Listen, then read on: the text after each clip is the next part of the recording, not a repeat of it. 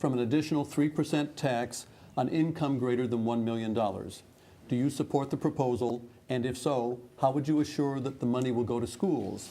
If you don't support the proposal, from what source would you seek additional money for education?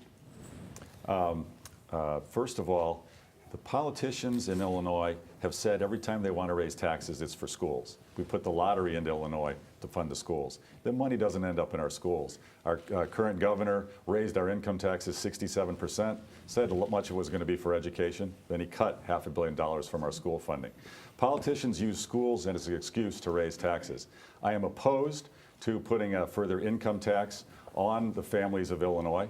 We already have income taxes that are too high. I'd rather like to see our income taxes rolled back to where they were in 2010 and do other tax reforms to generate additional revenue. And the biggest reform being becoming a pro-growth state where growth generates the tax revenues. And I am strongly a believer we need to increase overall education funding. Other things, wasteful spending can be cut, but education must be increased in its support. I'll make that the top priority for taxpayer dollars as governor. Governor Quinn. Well, when it comes to education funding, my opponent makes up things. We've increased education funding in the classroom by about $500 million. Independent fact checkers have indicated that.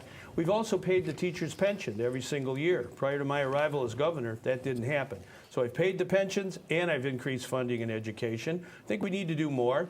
There is a referendum that I signed to put on the ballot asking whether or not millionaires should pay a little higher income tax, and all that money by constitutional amendment would go to the school districts and classrooms of Illinois. I think that's a good idea. My opponent, who's a billionaire, doesn't want to raise his income tax, but he wants to slash funding for schools all across Illinois. His budget plan would slash our education budget by $4 billion.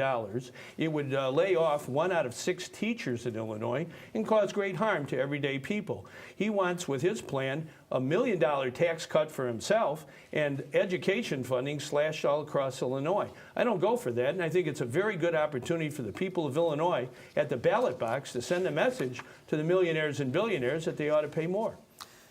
Next question is from Jamie Dunn to Governor Quinn. While we're on the topic of ed funding, many Illinois school districts can't make it on state aid alone because their property tax bases are so low that they can't provide the minimum amount of spending needed per pupil.